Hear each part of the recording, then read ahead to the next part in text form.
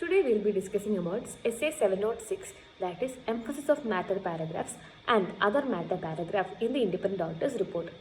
So, രണ്ട് കാര്യങ്ങളാണ് emphasis of matter paragraph, other matter paragraph, EOMP and OMP. What is EOMP?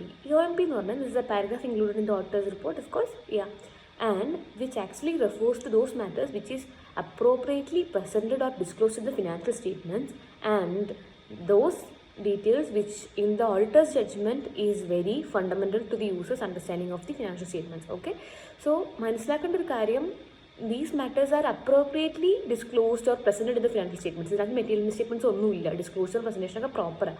But the auditors ജഡ്ജ്മെൻറ്റിൽ തോന്നുകയാണ് this is very fundamental for the users' understanding of financial statements. So they are അഗെയിനിങ് drawing their attention in this particular paragraph regarding this matter. Okay, ചില എസ്സേസിൽ we have seen specific matters emphasis of matter കൊടുക്കണം. For example S 800 പറയുന്നുണ്ട് special purpose framework പ്രകാരമാണ് financial statements prepare ചെയ്യുന്നതെങ്കിൽ we should B elaborating this fact in the emphasis of matter paragraph.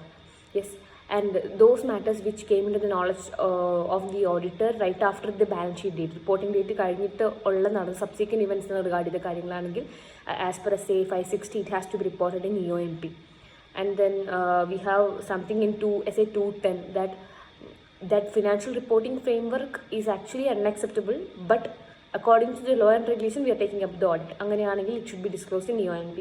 So okay, these are the some essays which actually mandates the disclosures in EOMP, and there can be other circumstances also where ഇപ്പോൾ ഒരു regulatory action ഒരു ലിറ്റിഗേഷൻ്റെ future outcome നമുക്ക് predict ചെയ്യാൻ പറ്റത്തില്ല. അത് ഭയങ്കര മെറ്റീരിയലാണ് നമ്മുടെ ഫിനാൻഷ്യൽ സ്റ്റേറ്റ്മെൻറ്റ്സ്, അത് ഡിസ്ക്ലോസ് ചെയ്യാം.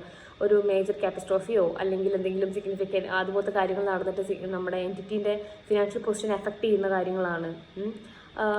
പുതിയൊരു അക്കൗണ്ടിങ് സ്റ്റാൻഡേർഡ് ഇംപ്ലിമെൻറ്റ് ചെയ്യാൻ പോകണം. ഇങ്ങനത്തെ കാര്യങ്ങളൊക്കെ വളരെ ഇമ്പോർട്ടൻ്റ് ആയിട്ടുള്ള കാര്യങ്ങളാണ്. So that you can use EOMP. Okay, ഇത് നമ്മളൊരു സെപ്പറേറ്റ് സെക്ഷനാണ്, ഓഡിറ്റ് റിപ്പോർട്ടിൻ്റെ സെപ്പറേറ്റ് സെക്ഷനിൽ എംഫസിസ് ഓഫ് മാറ്റർ എന്ന് പറഞ്ഞ ഹെഡിങ് കൊടുക്കും.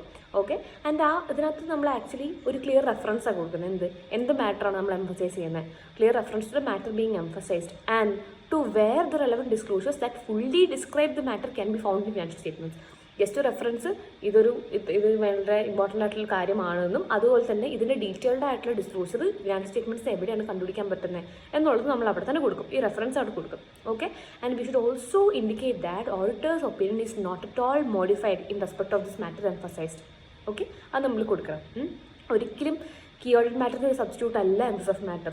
അപ്പോൾ ഒരു കാര്യം അത് കീ ഓഡിറ്റ് മാറ്ററാണ് നമ്മൾ ഡിറ്റർമൈൻ ചെയ്യുകയാണെങ്കിൽ അത് ക്യാമിൽ തന്നെ കൊടുക്കണം, 701 തന്നെ പോകണം, ഒരിക്കലും 706 വരത്തില്ല. Okay, and this is all about emphasis of matter paragraph. Now coming to other matter paragraph or the OMP. ഇതും ഓഡിറ്റേഴ്സ് റിപ്പോർട്ടിൽ കൊടുക്കുന്ന ഒരു പാരഗ്രാഫ് തന്നെയാണ്. പക്ഷേ these refers to the matters other than those presented or disclosed in financial statements. Emphasis of മാറ്ററിൽ അത് already proper ഡിസ്ക്ലോഷറോ അല്ലെങ്കിൽ പ്രസൻറ്റേഷനോ financial സ്റ്റേറ്റ്മെൻറ്റ്സിൽ ഉണ്ടായിരുന്നു. ഇവിടെ അങ്ങനെ ഒരു കാര്യം ഫിനാൻഷ്യൽ സ്റ്റേറ്റ്മെൻറ്റ്സിൽ നമ്മൾ പ്രസൻറ്റ് ചെയ്തിട്ടില്ല, ഡിസ്ക്ലോസ് ചെയ്തിട്ടൊന്നും ചെയ്തിട്ടില്ല. പക്ഷേ ഇത് യൂസേഴ്സിൻ്റെ അണ്ടർസ്റ്റാൻഡിംഗ് റെലവൻ്റ് ആയിട്ടുള്ള ഒരു കാര്യമാണ്. ഓക്കെ, ഫിനാൻഷ്യൽ സ്റ്റേറ്റ്മെൻറ്റ്സ് പഠിക്കുമ്പോൾ ഈ കാര്യങ്ങൾ അറിഞ്ഞിരിക്കുകയാണെങ്കിൽ നല്ലതാണ്, അങ്ങനെ തോന്നുന്ന കാര്യങ്ങൾ. ഓക്കെ, ഇത് നമുക്ക് ഇൻക്ലൂഡ് ചെയ്യണമെങ്കിൽ, അതായത് എംഫസിസ് ഓഫ് മാറ്ററിലോ അതർ മാറ്ററിലോ ഒരു കാര്യം നമ്മൾ ഇൻക്ലൂഡ് ചെയ്യണമെങ്കിൽ ഒരിക്കലും ലോ ആൻഡ് റെഗുലേഷൻ പ്രോഹിബിറ്റ് ചെയ്യാൻ പാടുന്നതല്ല ഈ രണ്ട് പാരഗ്രാഫിലും. ഓക്കെ, ആൻഡ് ഇതിലും അതർ മാറ്റർ പാരഗ്രാഫിലും ഇപ്പോൾ ക്യാമായിട്ടാണ് അത് കണ്ടുപിടിക്കുന്നതെങ്കിൽ ഈ ഓഡിറ്റ് മാറ്റർ ആണെങ്കിൽ അത് അവിടെ തന്നെ ഡിസ്പോസ് ചെയ്യണം, അതർ മാറ്ററിൽ ഇതല്ല. ഇനി പിന്നെ അതിനകത്ത് ഒരു പോയിന്റ് എന്താ വെച്ചാൽ എംഫസിസ് ഓഫ് മാറ്റർ പല കാര്യങ്ങൾക്കും സബ്സ്റ്റിറ്റ്യൂട്ട് അല്ല. ഓക്കെ, ഇതൊരിക്കലും ഒരു മോഡിഫൈഡ് ഒപ്പീനിയൻ അല്ല. SA 705 വക നമ്മൾ ഇതാക്കുന്ന മോഡിഫൈഡ് ഒപ്പീനിയൻ ഒരു സബ്സ്റ്റിറ്റ്യൂട്ട് അല്ല. പിന്നെ ഒരു disclosures in the financial statements that applicable financial reporting framework requires the management to make. നമ്മൾ AFRF പ്രകാരം മാനേജ്മെൻറ്റ് നടത്തുന്ന ഡിസ്ക്ലോഷർ അതിനൊരു സബ്സ്റ്റിറ്റ്യൂട്ട് അല്ല. ഓക്കെ, അതൊരു ഫെയർ പ്രസൻറ്റേഷൻ അച്ചീവ് ചെയ്യാൻ വേണ്ടിയിട്ട് നമ്മളിതൊരു സബ്സ്റ്റിറ്റ്യൂട്ട് അല്ല. പിന്നെ 570 പ്രകാരം ഗോയിങ് കൺസേണിൻ്റെ കാര്യങ്ങൾ ഇതാക്കാൻ അതൊന്നും ഒരു സബ്സ്റ്റിറ്റ്യൂട്ട് അല്ല എന്ത് എംഫസിസ് ഓഫ് മാറ്റർ പാരഗ്രാഫ് എന്ന് പറയുന്നത്. So that's it all about this.